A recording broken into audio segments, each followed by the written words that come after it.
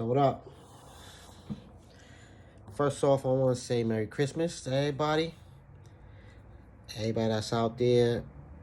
And Merry Christmas and a shout out to all the brothers that's on the inside that got to eat that roast beef Christmas gel meal and got nothing else to look forward to aside from the NBA Christmas games that come on ABC today. Uh, shit, that used to be the highlight of my Christmas.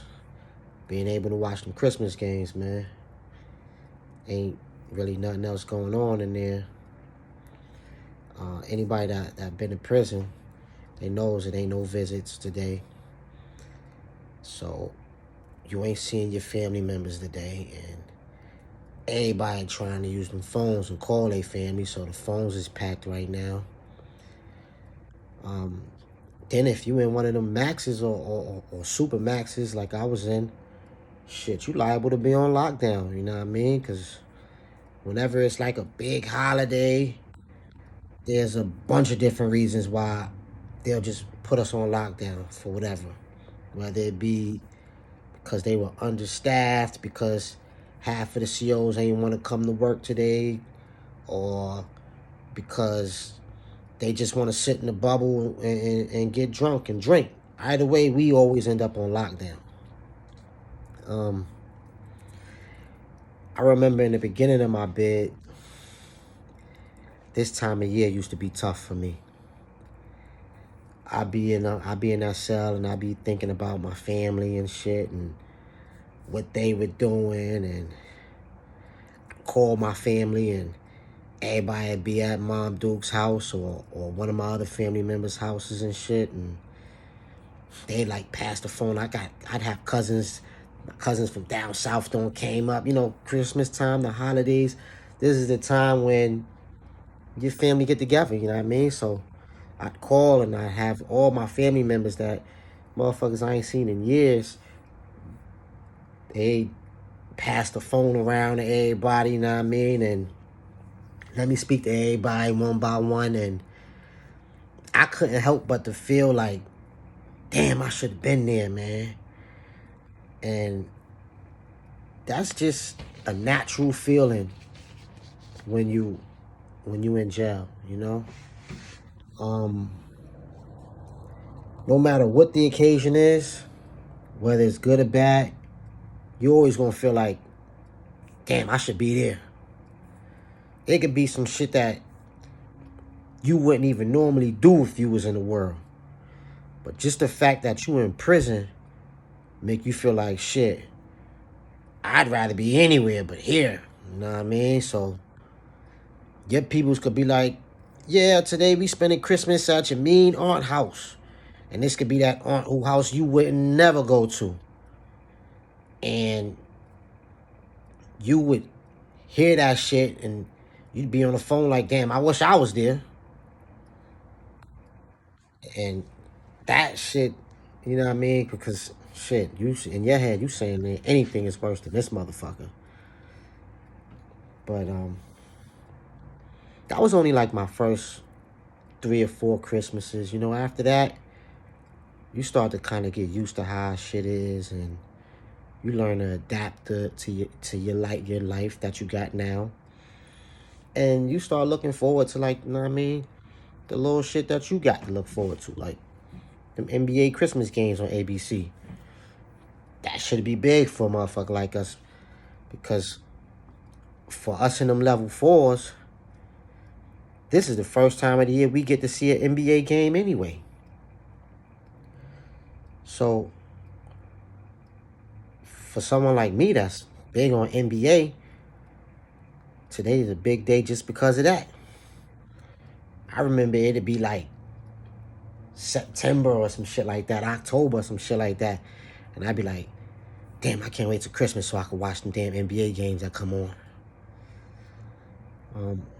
Y'all niggas in them level 2s and 3s, y'all don't know nothing about that, you know what I mean? Because y'all sitting up in there watching cable, and y'all got the ESPN channel, and y'all got access to TNT and all kind of shit like that, which is dope, you know what I mean? I remember I was up in one of them mediums.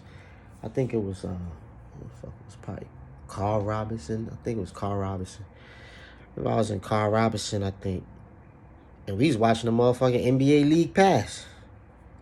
They had given that shit for free for a week. And the Dayroom TV had got the channel. So, shit, we was up in there watching that shit. And that shit amazed me. Because I was so used to the Maxes and shit like that. And we ain't got no cable in that motherfucker. We got digital antennas that you stick in the windows. And depending on where you put your antenna, depending on what determined what channels you got. And none of them would be like shit that a nigga would pay for, like a cable channel or no shit like that.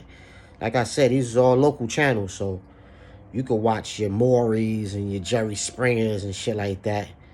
But you ain't watching no up-to-date movies and shit like that. You damn sure ain't watching no movie with no curses in it. I remember they used to have this one channel, man, the famous Bounce channel. And if you got Bounce, you was the shit. The only jails I knew that got Bounce was Cheshire and New Haven County had got that shit. I was in New Haven County when I first started my bid. I got that shit over there. But I remember I'd be in MacDougal and motherfucking lying-ass motherfuckers would be like, yo, I get Bounce in my cell. And niggas that was gullible and stupid would be like, yo, we get Bounce over there, yo. And everybody be trying to move in that cell or at least get in that area so that they could get it, you know what I mean? Because the way it is, like I said, the channels you got were based on the area where your antenna was. So a lot of dudes would feel like, well, if he get Bounce over there, then if I move in that area, I'd get it too. And Bounce was a channel that played a lot of black movies. They be old as hell, but they be good black movies. So everybody now want to go over there and put their antenna over there, which would start another issue, because then we got some shit we call antenna wars. Because the way this shit work now, your antenna will be in the window, and now if you get a celly and he come put his antenna in the window, especially if his shit close to yours, his shit liable to fuck your channels up. And that shit used to start real beefs. Like, I remember the dude that called, good brother Earl. Me and Earl lived in the cell for a year, man. The dude that called on the show the other night that got the 46 years. I remember Earl used to fucking piss me off so much with that shit, because Earl was a motherfucker that didn't even care about his TV. Like, I may have been down, a nigga didn't even watch TV like that. He was into his music. He liked to listen to his little radio and shit like that. So I'd have my antenna in the window. And then Earl was a motherfucker, like, when your shit in the window and it's at a bad spot, your TV would just be mad choppy. So Earl would be listening to his music, or he'd come in the cell and see his TV mad choppy. And, you know what I mean, if you want to watch TV, you'd fix it and sit down and watch TV. If not, you turn your shit off, because I'm on the top bunk watching my shit. Now, he'd come, move his shit around. When a person moving their antenna around in the window, that shit fuck up your shit too. This shit used to be crazy, because now he'd fuck my shit up. My shit be all choppy. Fix his shit. Then turn his TV off and put his headphones on and finish listening to his music and bopping his head. And I just be looking down at that motherfucker like, motherfucker. And then one day I told him, I said, yo, bro, I'm up here watching TV. You ain't gonna watch that shit anyway. And he was like, you know what I mean? He didn't do it out of malice or nothing like that. He never even thought that. Look up there and see how, like a puzzle, he done made my TV look. Like, he just was doing him, you know what I mean? Got his headphones in his ears. Oh, shit, my TV fucked up. Fix his TV, you know what I mean? But that was what we would call antenna wars, when you put your shit, especially when there's no communication in the cell. So now you put your shit up, fix your shit, and then fuck your celly shit up. And he'd get in the window and fix his shit, and then fuck your shit up. Then you jump back down, fix your shit back, and fuck his shit up. And there's no communication, so y'all just going back and forth all day just fucking each other's shit up. Whereas the me, What I used to do, I used to put my shit up in the window, but at the same time, I'm looking at my bunkie TV too. And sometimes I'd move his shit around so that until I get both our shit to come in. And then I'd be like, all right, we good, you know what I mean? And then he started doing that too, you know what I mean? I used to tell him, I started telling him, like, yo, Earl, when I get down and fix my shit, I make sure your shit's straight. And he started doing that too. Because we had good communication in our cell. So he started doing that too. And, but it was just funny, like in the beginning, that motherfucker used to just fuck my shit up and then put his headphones on and turn the TV off. Like, that shit was crazy. But, just want another shout out, you know what I mean? And Merry Christmas to everybody that's still in there going through it, man. Anything that I could do for the good brothers that's still in there struggling and surviving and fighting this fight, I want y'all to know that y'all got a real soldier out here that ain't gonna forget about y'all, you know what I mean? A lot of dudes, they go in there and they witness it and experience it, and then when they get out, they forget about everybody and everything that was in there.